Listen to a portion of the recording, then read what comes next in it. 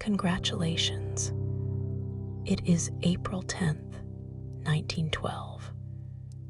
You've just won a third-class ticket for the maiden voyage of the grandest ship ever built, the RMS Titanic.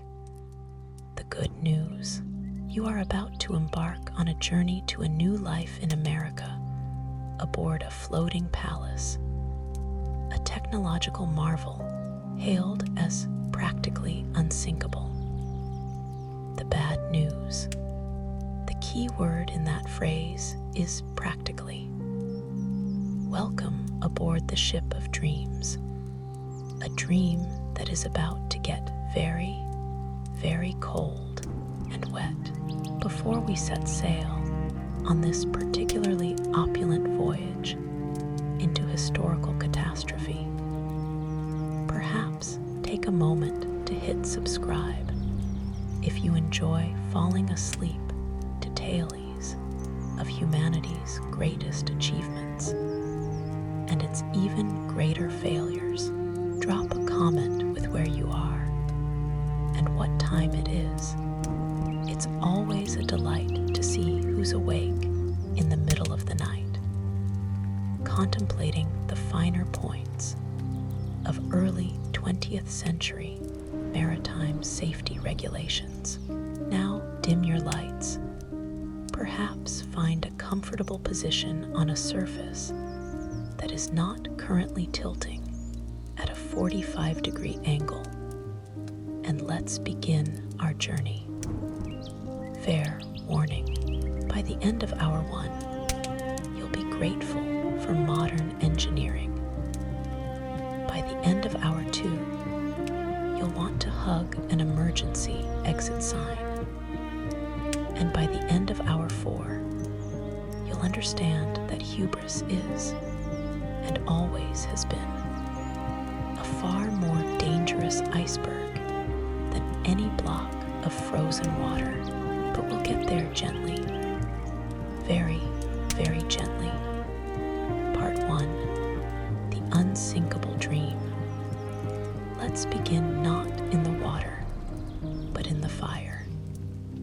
In the Belfast shipyards of Harland and Wolff, a place that sounds less like a construction company and more like a firm of very aggressive lawyers.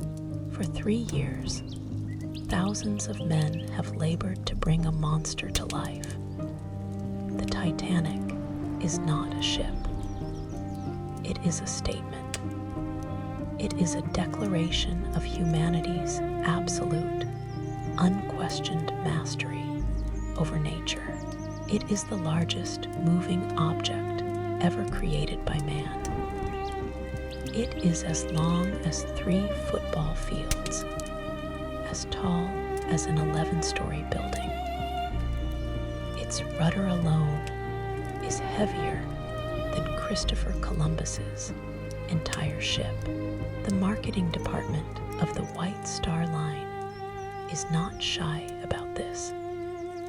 They sell the Titanic not just as a mode of transport, but as a destination in itself, a floating 5-star hotel that has decided to go for a swim.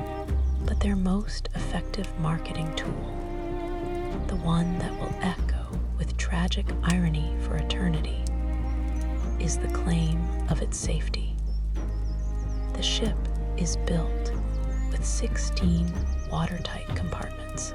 It is designed to be able to float, with its first 4 compartments completely flooded. 4.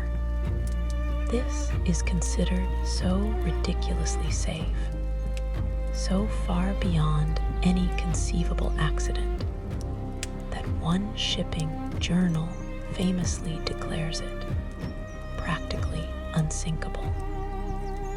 The White Star Line does not correct them. It is very good for business.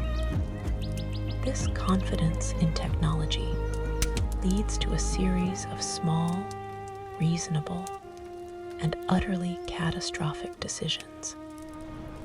Let's talk about the lifeboats. Titanic is legally required by the outdated British Board of Trade Regulations to carry enough lifeboats for 962 people. The Titanic can carry over 3,300 passengers and crew. The designers, in a fit of optimism, actually equipped the ship with davits, the crane-like arms capable of holding 64 lifeboats, more than enough for everyone on board. But the management of the White Star Line decides that a full complement of 64 boats would make the first-class promenade deck look cluttered. And we cannot have the millionaire's view of the endless, empty ocean spoiled by an excess of life-saving equipment. So they install only 20 lifeboats with a total capacity of 1,178 people. This is, technically, more than the law requires.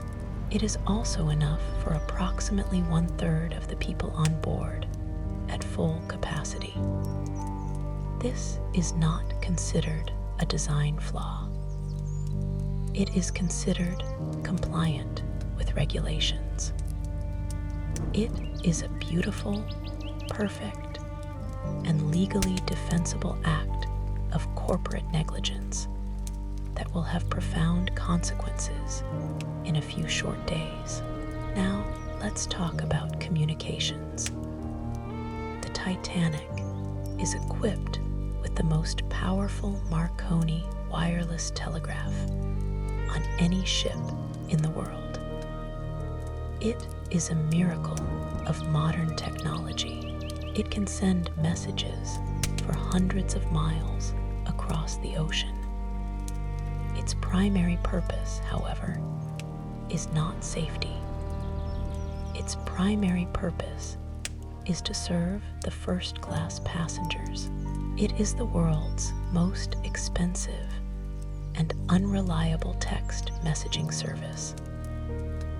The two Marconi operators, Jack Phillips and Harold Bride, are technically employees of the Marconi Company, not the White Star Line. They spend most of their time transmitting stock market updates, dinner invitations, and flirtatious messages for the ship's wealthy clientele, who are delighted by this new toy. Iceberg warnings from other ships, those are secondary. They are noted, yes, but they are not a priority. They are an annoyance, an interruption to the flow of important gossip from New York. And finally, the binoculars. For the lookouts in the crow's nest, the two men whose job it is to stare into the freezing darkness and spot any potential dangers. A pair of binoculars would be quite useful. The ship has them. They are in a locker on the bridge. The problem is, the key to that locker is in the pocket of Second Officer David Blair, who was transferred off the ship at the last minute in Southampton, and, in his haste, forgot to hand the key to his replacement. Nobody thinks to simply break the lock. The lookouts will have to rely on the naked eye. In the middle of a moonless night, on an unusually calm sea, in a known ice field. Congratulations. The stage for our glorious disaster is now perfectly set. Every decision made with the calm, rational logic of commerce and convenience has become a single note in a symphony of impending doom. Part 2 a tale of 3 floating cities. On April 10th, 1912, the great ship is ready. It gleams at the dock in Southampton, a majestic black and white mountain of steel and rivets, and its passengers begin to arrive. And this is where we see that the Titanic is not one city. It is 3 separate, distinct worlds stacked on top of each other, all sharing the same hull, but with vastly different realities. Let's start at the top. Welcome to first class. You are not a passenger. You are a potentate. You are John Jacob Astor IV, one of the richest men in the world. You are Benjamin Guggenheim, the heir to a mining fortune. You are Margaret Molly Brown, the brash, new money wife of a Colorado mining magnate. You have paid up to $4,350 for your ticket, a sum equivalent to over $130,000 today. For this price, you are not buying passage. You are buying a temporary floating kingdom. Your suite is not a cabin. It is a multi-room apartment, decorated in the latest Edwardian style, with private bathrooms, sitting rooms, and even a private promenade deck. Your every whim is catered to by an army of stewards who have been trained to be both invisible and omniscient. You spend your days in a state of luxurious, structured leisure. You might take a swim in the heated indoor swimming pool. You might play a game of squash on the ship's private court. You might enjoy a Turkish bath or work out in the state-of-the-art gymnasium, which features such futuristic marvels as an electric camel and an electric horse. Your evenings are a blur of social engagements. You dine in the magnificent first-class dining saloon, a room so vast and ornate it could host a coronation. The 10-course meal is a culinary epic featuring oysters, salmon, filet mignon, and a dozen other dishes whose names you can't pronounce, all served on fine china with silver cutlery. After dinner, you might retire to the smoke room for brandy and cigars, or to the veranda cafe for polite conversation and music from the ship's peerless orchestra. Your life on the Titanic is a pleasant, dreamlike bubble of wealth and privilege, completely insulated from the harsh realities of the world, and, you assume, from the harsh realities of the North Atlantic Ocean. Now, let's descend a few decks. Welcome to second class. You are a teacher, a clergyman, a small business owner. You are the comfortable middle class. You have paid around $60 for your ticket, about $1,800 today. Your experience is not one of opulent luxury, but of profound, surprising comfort. Your cabin is small but well appointed, with comfortable beds and running water.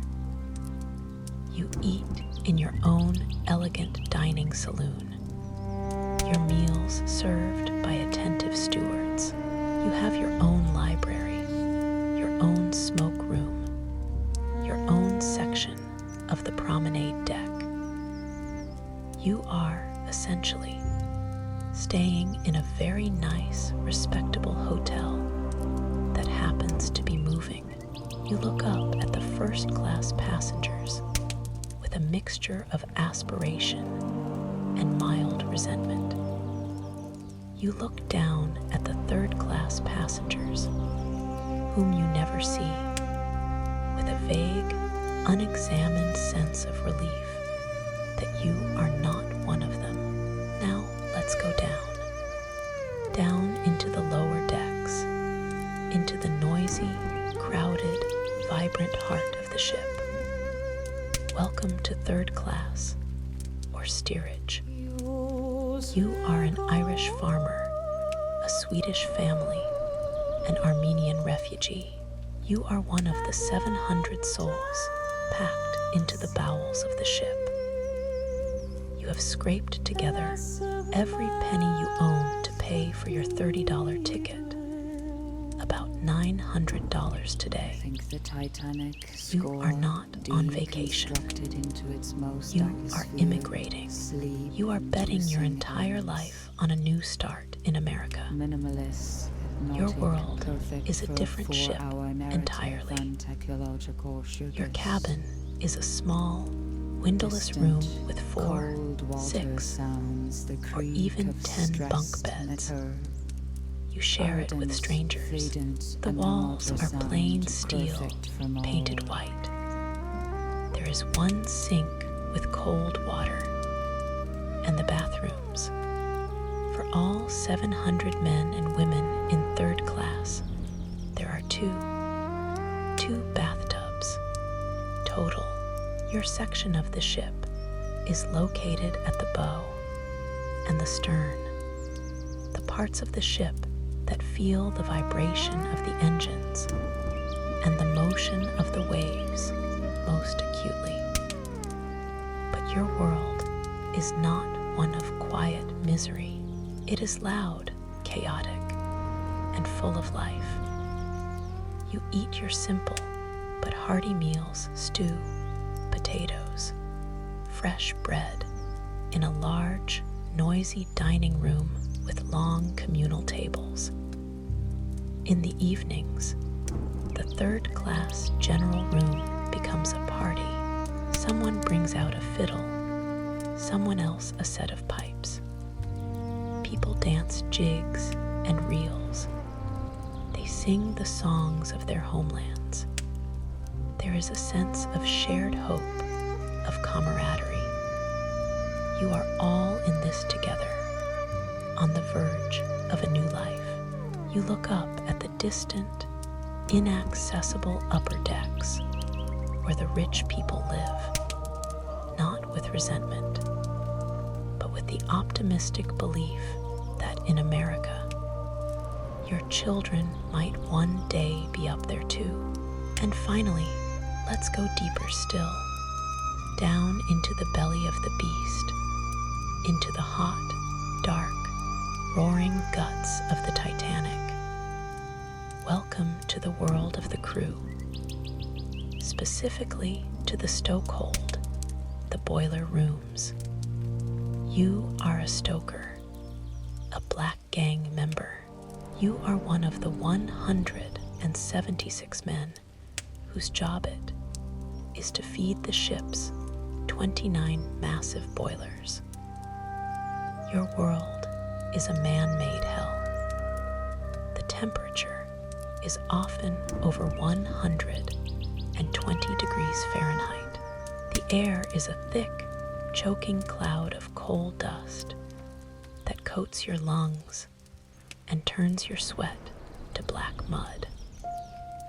The noise is a constant, deafening roar of furnaces, steam, and shovels against steel. You work in 4-hour shifts of brutal, back-breaking labor. You shovel coal from the bunkers into the furnaces, one shovelful after another, until your muscles scream and your vision blurs. The fireboxes cast a terrifying, hellish glow, illuminating the half-naked bodies of men slick with sweat and coal dust. There is no glory here, There is no hope of a new life in America. There is only the relentless, crushing work of feeding the beast that drives this floating city. You sleep in cramped, crowded quarters. You eat your meals quickly. You live and work in a part of the ship that the passengers above you don't even know exists. You are the invisible, sweating engine of their dream, and you are about to become a witness to its terrifying end. Part 3. The calm before the catastrophe. The first few days of the voyage unfold in a blissful, predictable rhythm. The Titanic glides across the Atlantic, a self-contained universe of elegance and power. For the passengers in first class, it is a glorious floating house party. The days are filled with deck games, reading in the library, and endless, elaborate meals. The ship's newspaper, the Atlantic Daily Bulletin, is printed on board, filled with society gossip, stock prices, and news from a world that feels a million miles away. There is even a dog show for the passengers' pampered pets, a slightly surreal event where poodles in knitted sweaters are judged on their poise. The ship is, for all intents and purposes, the world's most exclusive, least self-aware floating country club. In second class, a quieter, more respectable version of this life unfolds. Friendships are formed over games of shuffleboard. Families enjoy the novelty of the electric elevator. There is a sense of wonder and privilege. They are participating in a historic event, and they know it. They write postcards to friends back home, the pre-printed image of the magnificent ship, a testament to their good fortune. And in third class, a vibrant, hopeful community thrives. The days are spent on their small, designated deck space, breathing in the cold, clean sea air. The children, many of whom have never seen the ocean before, chase each other in giddy excitement. In the evenings, the general room fills with the sounds of fiddles and laughter. They are leaving behind poverty, persecution, and hopelessness. Ahead lies America, a land of promise, a place where they believe the rigid class structures of the old world do not apply. They are sailing towards a dream, and the great, powerful ship beneath their feet is the vessel of that dream. Meanwhile, deep in the ship's interior, the crew performs its endless, invisible labor.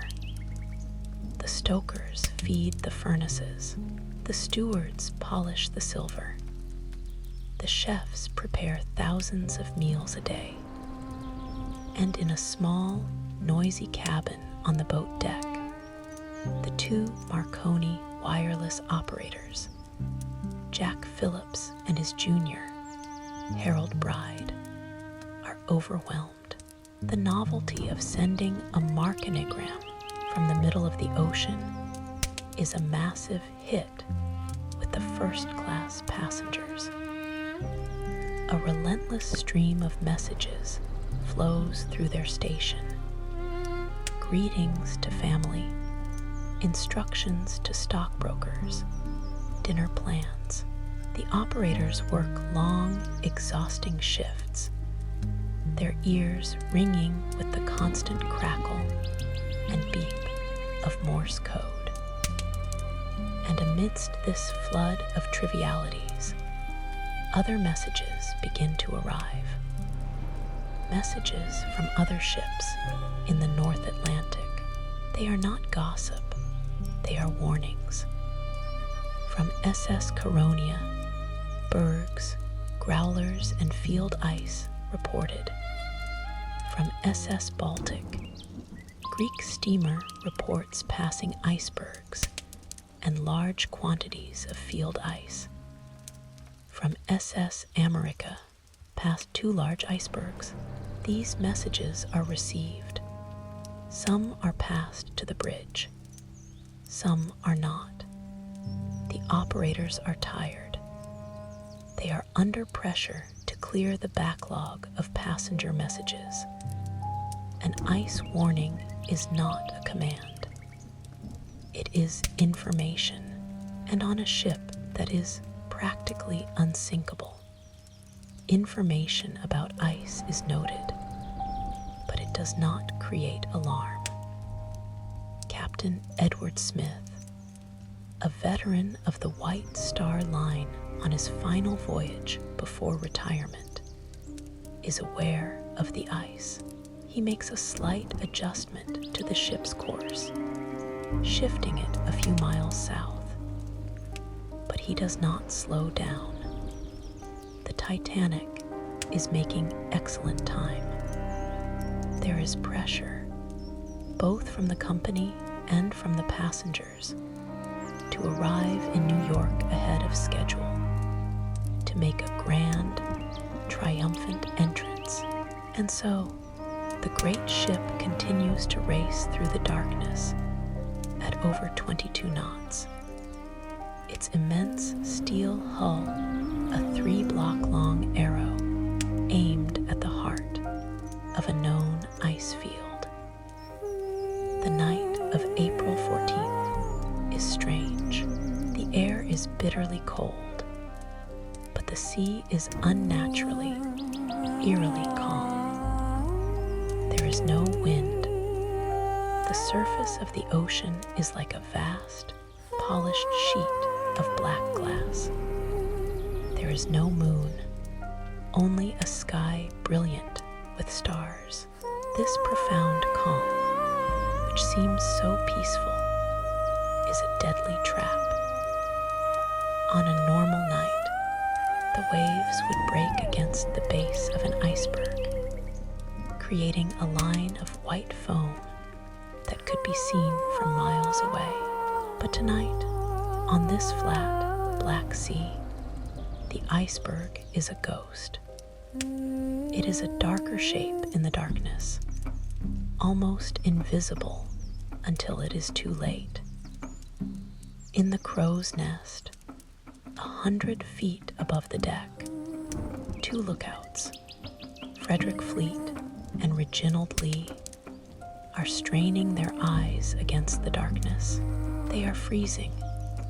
They are not equipped with binoculars. The key to the locker where they are stored is still in the pocket of an officer in England. They scan the horizon, their eyes watering in the cold. For hours, there is nothing, just the stars and the endless black water. Meanwhile, the Marconi room is still busy. The equipment has been malfunctioning, and the operators have spent hours fixing it. They are now dealing with a massive backlog of messages. At approximately 10:30 p.m., a message comes in from a nearby ship, the SS California. It is so close that its signal is deafeningly loud in the operator's ears. The message is blunt. We are stopped and surrounded by ice.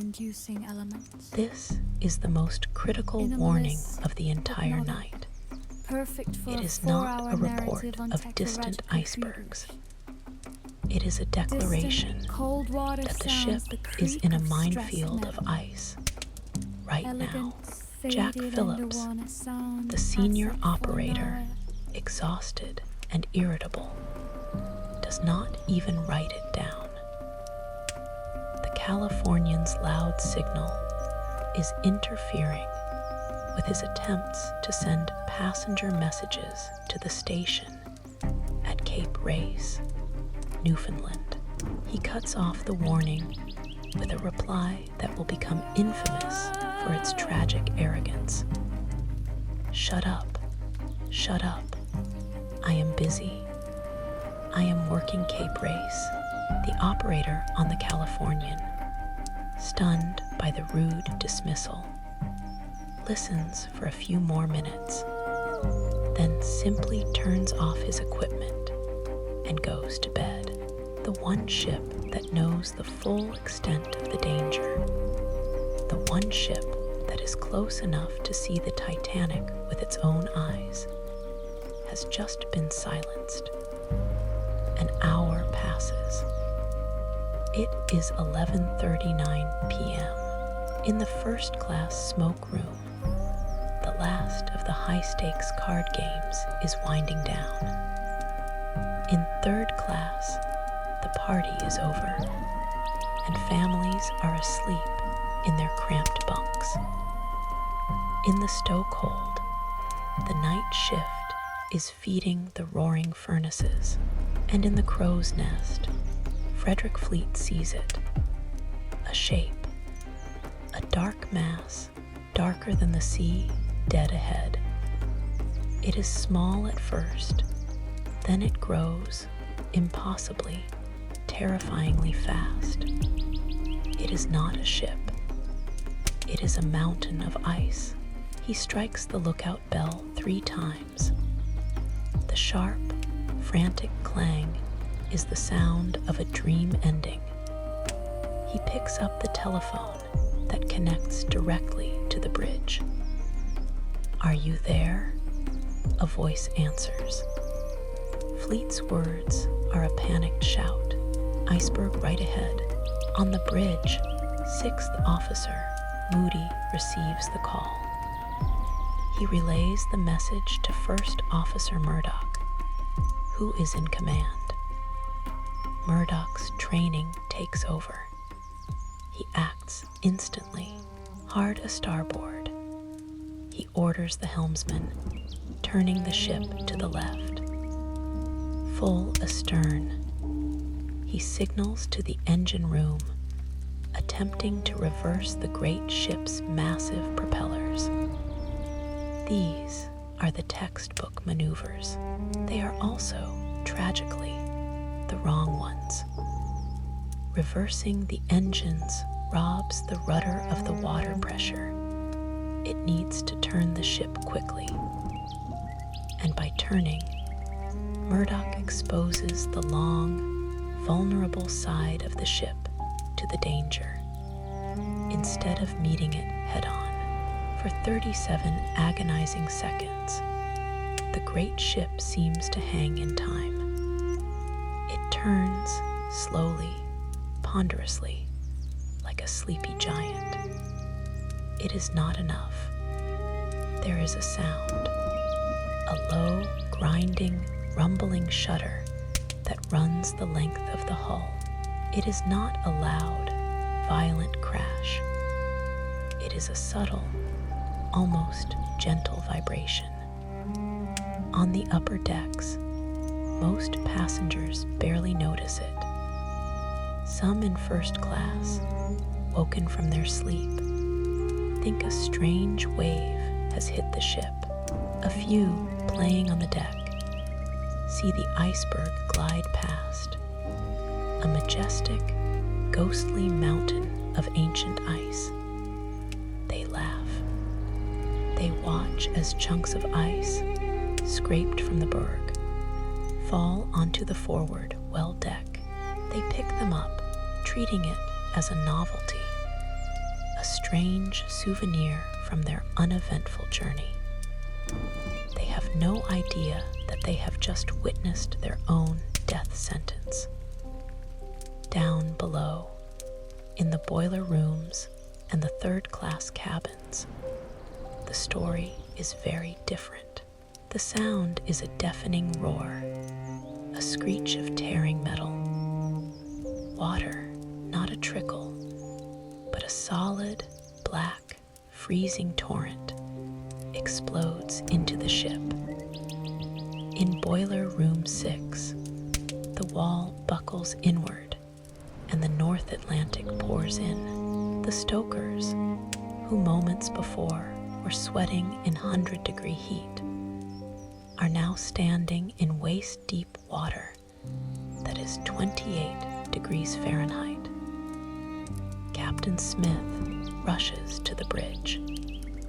He receives the report from Murdoch. He knows instantly that this is serious. He summons the ship's designer, Thomas Andrews, the man who knows the Titanic better than anyone on Earth. Together, they descend into the bowels of the ship. The sight that greets them is a quiet, mathematical horror. Water is pouring into the forward cargo holds. The mail room is flooding, sacks of letters floating in the rising water. The squash court is submerged. They have breached the first 5 watertight compartments. 5.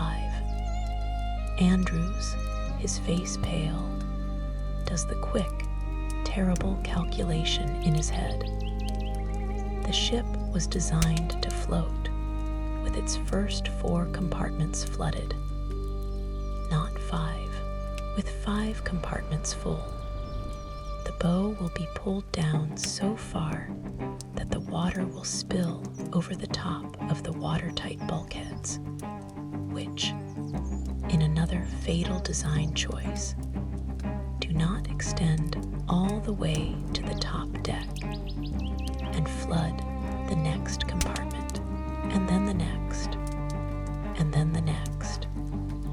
It is an unstoppable, irreversible chain reaction. He turns to Captain Smith and delivers the verdict, a calm, professional, and utterly devastating death sentence.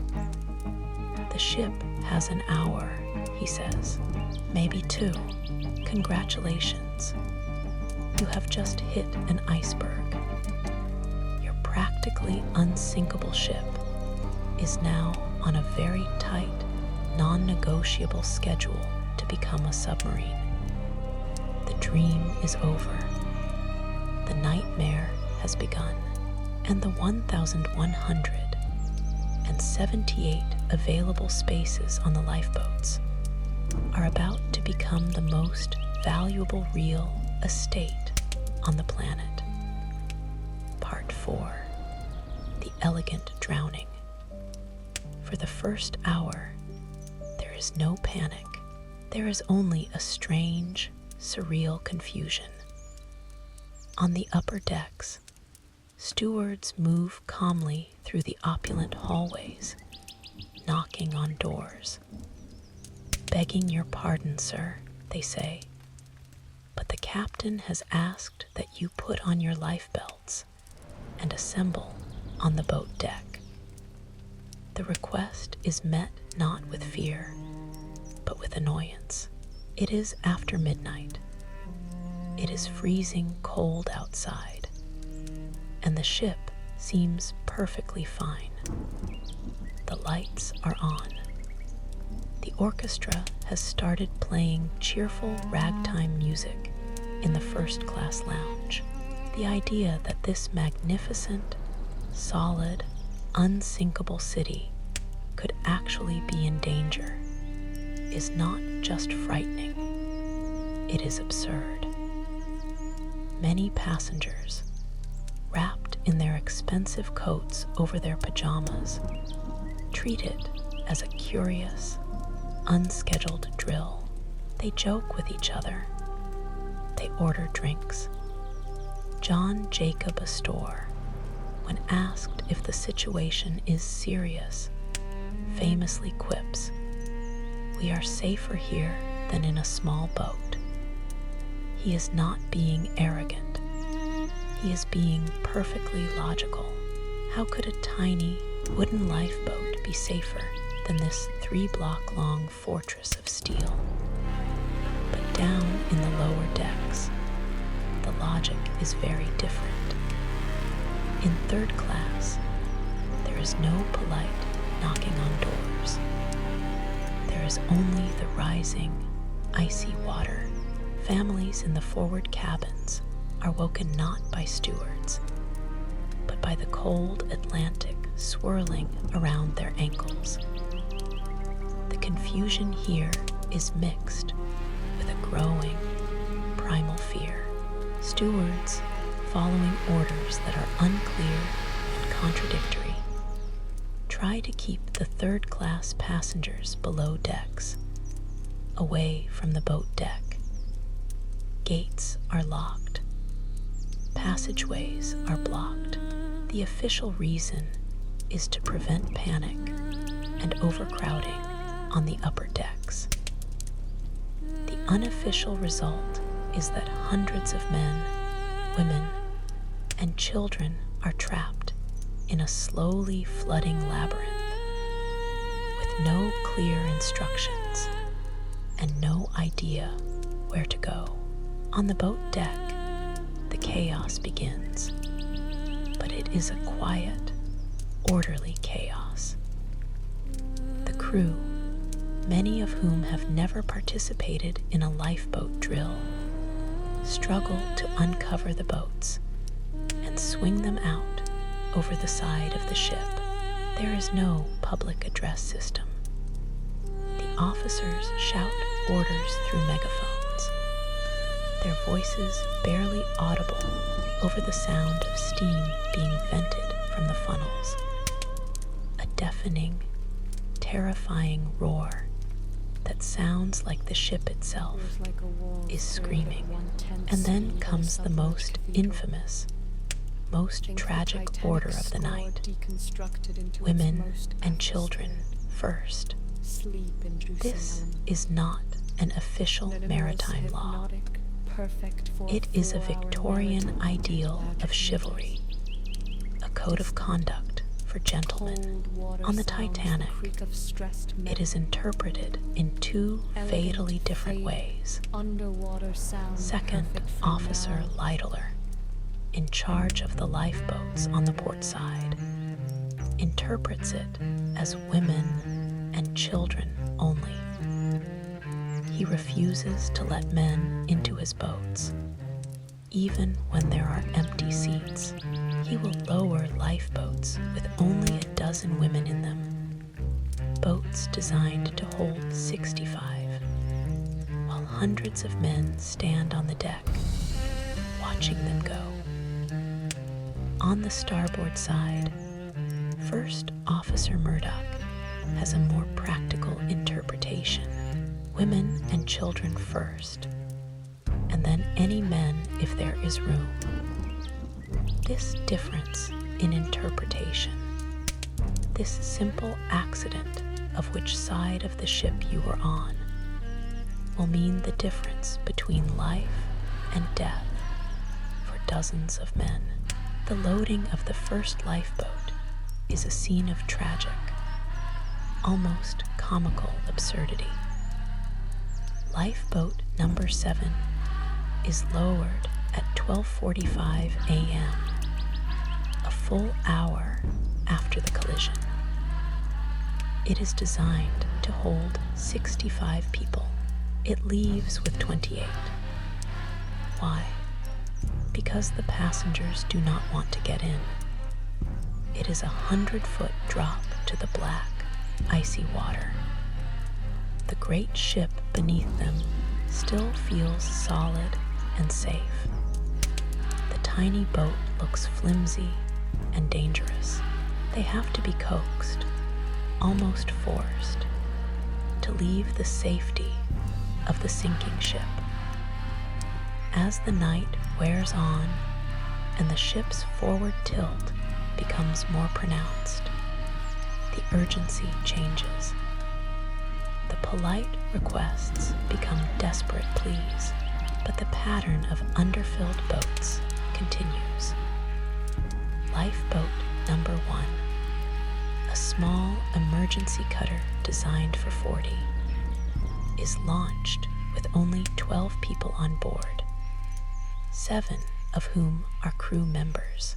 It becomes known as the Millionaire's Boat, as its most prominent occupants were the wealthy Sir Cosmo and Lady Duff Gordon.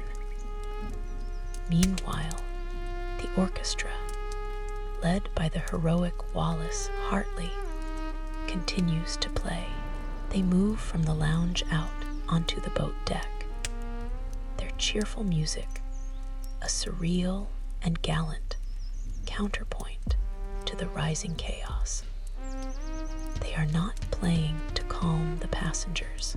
They are playing for themselves, for each other, for one last act of professional dignity in the face of the abyss. They will continue to play until the very end. Down below, the engineers and stokers are engaged in their own quiet, uncelebrated act of heroism. They know the ship is doomed. They could have fled to the upper decks. Instead, they stay at their posts in the roaring, steaming boiler rooms. Their job is to keep the steam up, to keep the lights on, to keep the pumps running, to buy the people on the decks above them a few more precious minutes. The lights of the Titanic will burn brightly until the moment the ship breaks apart. They will stay on because these men chose to die at their posts in the dark, so that others might have a chance in the light. As the last of the lifeboats are being prepared, the reality of the situation finally dawns on the 1,500 people still on board. There are no more boats. There is no more hope. The ship's bow is now deep in the water, its stern rising high into the air. The angle of the deck becomes so steep that people can no longer stand. It is a slippery, terrifying slide into the freezing water, and it is here, in these final, desperate moments, that the class system of the Titanic reveals its final, brutal truth. The passengers in first class had the best access to the boat deck. The women and children were, for the most part, saved. The men, adhering to the code of chivalry, stood back and faced their fate with a stoic, upper-class resolve. Benjamin Guggenheim and his valet famously change back into their evening wear, stating, "We've dressed up in our best and are prepared to go down like gentlemen." John Jacob Astor places his young, pregnant wife into a lifeboat and then stands back, a calm, lonely figure on the tilting deck. In third class, the story is one of locked gates and lost chances. Many of them, after finally finding their way up from the lower decks, arrive at the boat deck, only to find that the last of the boats are gone. For them, the promise of a new life in America ends here, in the icy waters of the North Atlantic. The statistics are a brutal epitaph to a world of rigid social hierarchy. Over 60% of the first-class passengers survived, 42% of the second class, and only 24% of the third class. Your ticket, the price you paid, was the single greatest predictor of your survival. The end comes at 2:18 a.m. The great ship's stern is now pointing almost vertically towards the star-filled sky, its lights still blazing. There is a sound, a deep, groaning, tearing roar, the sound of a giant breaking in half. The Titanic, under the immense, unsustainable strain, splits in two. The forward section disappears beneath the waves. The stern settles back for a moment. Then, as it fills with water, it rises one last time, a dark, final monument against the stars, before beginning its long 2.5-mile descent to the bottom of the ocean for the 1,500 people now struggling in the 28-degree water. A new and even more terrible ordeal begins. The human body cannot survive in water that cold for more than a few minutes. The initial shock is a gasp, an involuntary intake of breath that often means inhaling water. Then comes the pain, a burning, all-consuming cold. Then numbness. Then death. The sound from the water is a noise that the survivors in the lifeboats will never forget. It is the sound of 1,500 people screaming, crying, calling for help.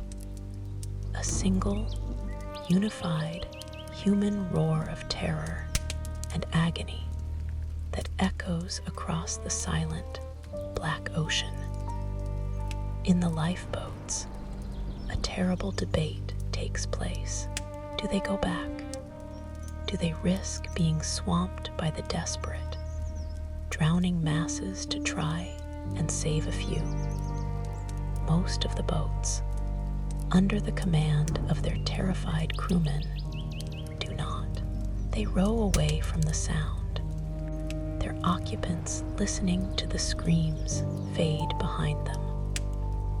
Only one boat, led by 5th Officer Harold Lowe, goes back.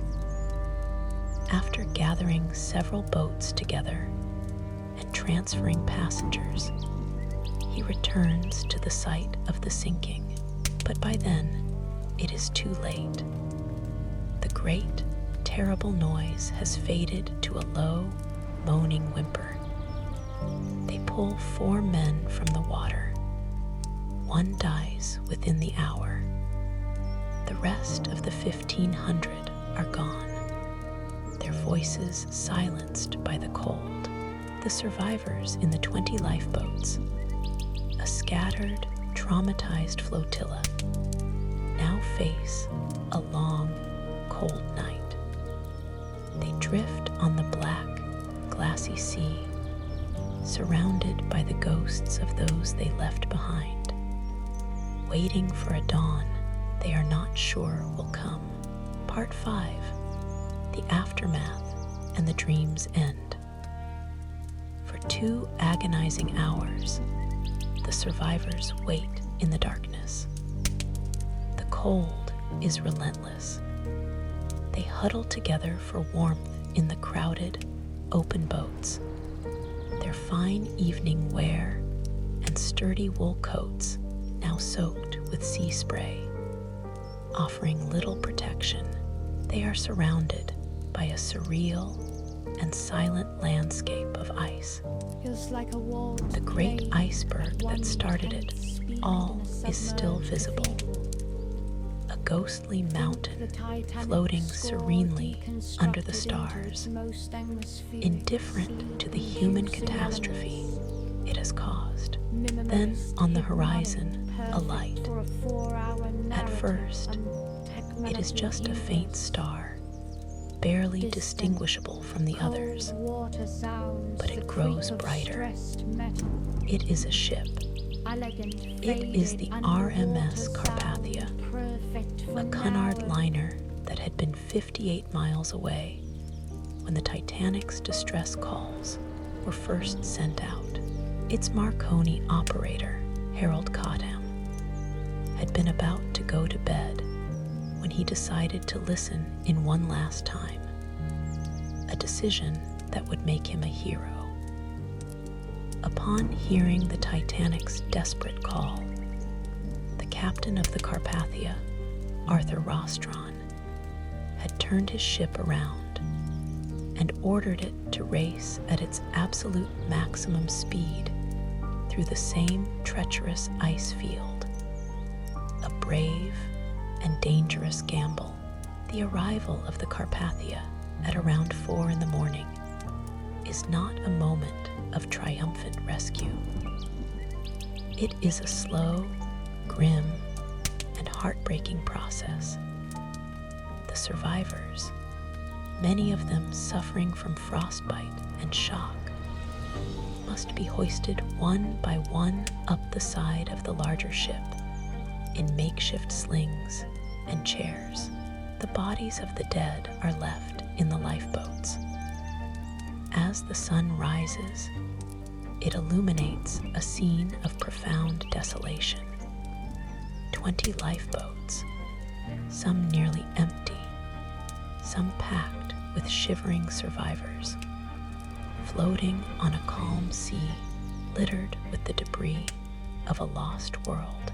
Deck chairs, pieces of wood, a child's doll, all bobbing silently in the water. The only remnants of the 1,500 souls who were here just a few hours ago. On board the Carpathia, the full, stratified reality of the disaster becomes clear. The first-class survivors, though traumatized, are cared for by their personal maids and valets. The third-class survivors, many of whom are women who have just lost their husbands and children, are huddled together on the lower decks. Their dreams of a new life in America shattered, replaced by the stark reality of widowhood and poverty in a strange new land. The crew of the Carpathia does everything they can, giving up their own blankets, their own quarters, their own food. It is an extraordinary act of human kindness in the face of an extraordinary tragedy. When the Carpathia arrives in New York 3 days later, it is greeted by a crowd of 40,000 people, standing in the pouring rain, waiting in stunned silence for news of their loved ones. The story of the Titanic has already become a global sensation, a modern myth born in the cold depths of the Atlantic. The survivors' stories are a mixture of heroism, cowardice, and pure, dumb luck. The story of the unsinkable Molly Brown, who helped row her lifeboat and threatened to throw a crewman overboard if he didn't go back for more survivors. The story of Bruce Ismay, the chairman of the White Star Line, who stepped into one of the last lifeboats and was branded a coward for the rest of his life. The story of the ship's orchestra, who played until the very end.